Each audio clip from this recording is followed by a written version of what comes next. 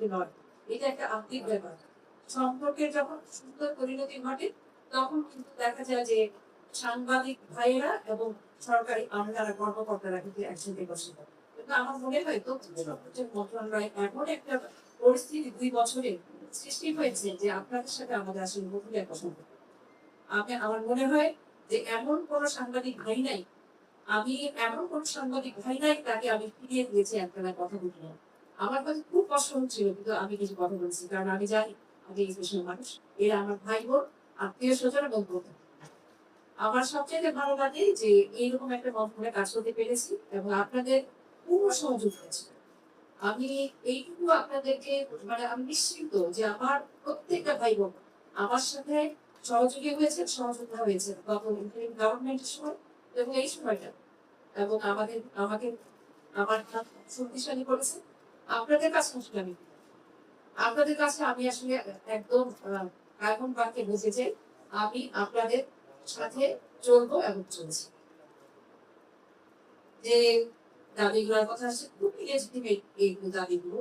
যেমন আমি নিজে এখানে আসছিলাম, আমি যেহেতু এই ডিগ্রিতে 3 বছর কাজ করে এসেছি ডেটা স্পেশালিস্ট হিসেবে, আমি এখানে দেখলাম যে আমি এখানে না সব থেকে দেখেছি নারী সাংবাদিকরা কিন্তু তার সেই অর্থে কোনো রকম সুযোগ সুবিধা পায় না।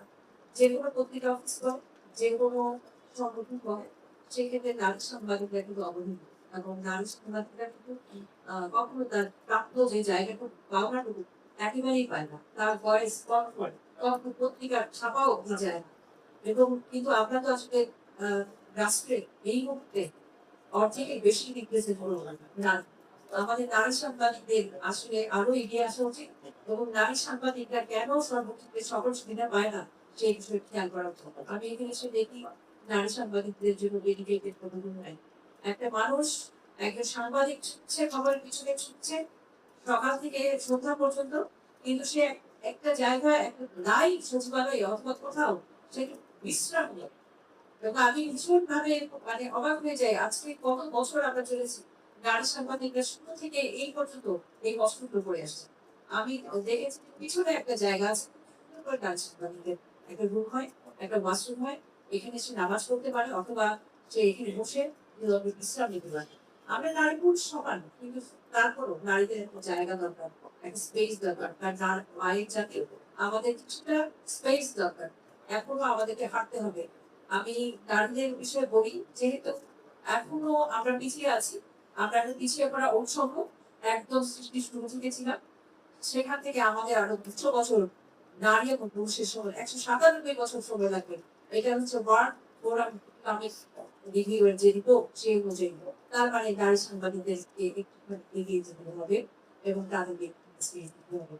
একই সাথে বলতে চাই যে এখানে যে বসার জায়গা, এখানে নাই কোনো খাওয়া দাওয়ার টেবিল, কোনো কিছু সামনের জায়গা ভেঙে দিতে বলেছিলাম।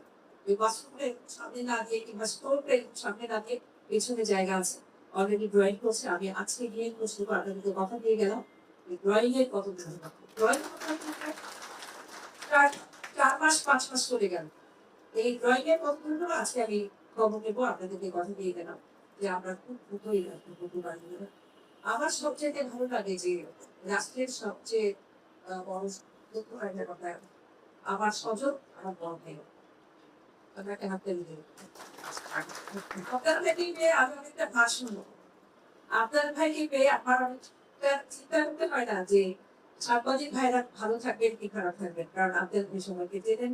আপনার ভাই যেভাবে পুরো বিষয়টা হাতে নিয়েছেন এবং পুরো বিষয়টা দেখছেন, আমি সব চিনি, কারণ উনি যেভাবে আপনাদেরকে চেনেন আমি সেভাবে চিনি না।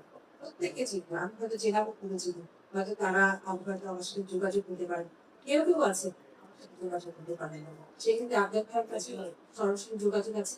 অ্যাক্রেডিটেশন নীতিমালা না, আইন অনুযায়ী কিন্তু সদস্যের সংখ্যা তাদের এককভাবে আইনেই বলা আছে। আইনটা নীতিমালা যদি হয় সেটা মন্ত্রী মহোদয় পর্যন্ত গেলেই পরিবর্তন করা যায়, কিন্তু আইনকে পরিবর্তন করতে হলে আপনারা যারা বিশাল প্রসেস আইন হয়তো একসময় আপনাদের এই দাবির প্রেক্ষিতে হয়তো আমরা চিন্তা করবো, কিন্তু একটু সময় নেবে।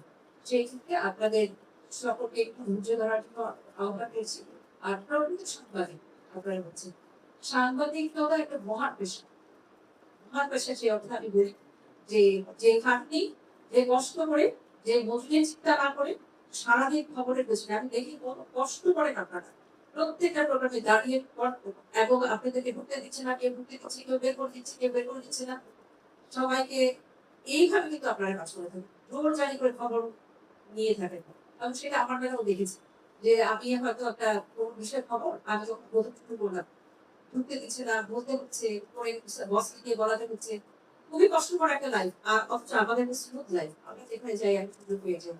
এই যে একটা মহান ব্রত আপনারা মন থেকে নিয়েছেন এবং আপনাদের সাথে আরো অনেক মানুষ থাকা উচিত এবং আমাদেরকে আপনাদের প্রতি আরো বেশি খেয়াল রাখা উচিত। এবং আশা করবো এখানে আমার প্রথম কর্মকর্তারা আছে, আমি সবাইকে বলে দিয়েছি যে সাংবাদিক ভাইয়েরা যেন কখনো বিরোধ না হয়। তবে একটা বিষয় আপনাদের কাছে আমাদের কিন্তু অনুরোধ থাকবে, অপতথ্য, গুজব এবং মিথ্যা তথ্য এইগুলোতে সয়লাভ হয়ে আছে ফেসবুক আপনারা, এবং শুধু তাই না, প্রকৃত খবর, প্রকৃত তথ্য গুলো আপনারা কিন্তু প্রতিশোধের জিনিস আপনাদের কাছে যেটা খুব কমে গেছে সেটা দিয়ে বের করে আসবেন। খবরের ভেতরের খবর তার ভিতরের খবর আমরা চাই। এবং আপনারা রাইট অফিসার্স, রাইট আপনারা এখানে আমার সাথে বসেছেন, প্রত্যেকে কিন্তু খুব কর্মস্পৃহা নিয়ে বসেছেন। আমি আশা করবো আমি ইয়াং জেনারেশন অনেক সাংবাদিকতার দিকে ঝুঁকছে, এটা খুব ভালো একটা বিষয়।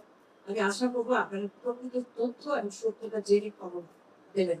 তথ্য মন্ত্রণালয়ের বিরুদ্ধে যে সংবাদগুলো হচ্ছে, তথ্য মন্ত্রণালয়ের বিরুদ্ধে যে সংবাদগুলো যেভাবে দুই একটা পত্রিকায় যে সংবাদগুলো আসছে, খুবই এক দুইটা পত্রিকায় একেবারে অপতথ্য এবং মিথ্যা তথ্যের সাথে এই বিষয়ে আপনাদের কাছে অনুরোধ যাচ্ছে যে আপনাদের যদি কিছু মনে হয়, আমাদের এখানে আপনারা তো সবাই সাংবাদিক সচিবালয় দিকে কাজ করেন, এসে আমাদের কাছে একটু যাচাই করবেন, আমাদের দেশগুলোতে একটু যাচাই করে তারপর আপনারা সেই কথাগুলো করবেন। যদি এমন হয় তাহলে কিন্তু আপনারা সাংবাদিকতার মুখে করে আপনাদের যদি মনে হয় কোনো সমস্যা হচ্ছে, আমার সাথে কথা বলবেন। আপনার যদি নেতৃত্বের সাথে কথা বলবেন, আমার সাথে আমি ফোন ধরি না, খুব কম যে আমি ফোন করি না, আমি চেষ্টা করি ফোন ধরতে, অথবা আপনাদের খবর করুন। আমি রাত্রে 12টা 1টা পর্যন্ত যে কোনো সাংবাদিক আমাকে খবর দেন না কেন আমি খবর আমি কিন্তু করি, ওখান থেকে কোনো সার্চ করে সেটাও আমি কিন্তু চেষ্টা করি যে তৈরি করার জন্য। অনেক ক্ষেত্রে দেখা যায় অনেকে অনেক তথ্য আমাদের মন্ত্রণালয় জানান, আর আমি মন্ত্রণালয় অফিসার করে সেক্ষেত্রে দেখা যায় যে সেই তথ্যগুলো নিয়ে আমরা করতে কাজ করতে পারি, অথবা একটা ফাইলের উপর কিংবা একটা বিষয়ের উপর কিছুটা হয়তো পরিবর্তন আনতে পারি। এটা আপনারা আমাকে গাইড হিসেবে অনুষ্ঠান আমাদের সাথে কাজ করবেন, এটার জন্য আপনাদের করবো। এবং আমার মনে হয় যে আজকে আসলে খুব কথা বলার দিন নয়, আজকে আসলে আমাদের এই ফল সামনে আছে, এই একটা অনুষ্ঠান আত্মিক সম্পর্ক বাড়ায় এবং ভালোবাসার সম্পর্ক বাড়ায়। আমরা এক হতে পারি, আমরা যে একটা প্ল্যাটফর্মে আজকে কিন্তু অনুষ্ঠানের মাধ্যমে কিন্তু বোঝা যাচ্ছে। আপনাদের সকলকে সহযোগিতা করার জন্য ধন্যবাদ। আমাদের পাশে থাকবেন, আমাদের পাশে থাকবেন, আমরা আপনাদের পাশে আছি। ধন্যবাদ। আজকে এই উৎসবে শুভ উদ্বোধন ঘোষণা করছি। ধন্যবাদ আমাদের আমরা আপনাদের সামনে যে প্রোগ্রামটা পৌঁছে দিচ্ছি, যারা মেহমান আছে আপনারা যারা আছেন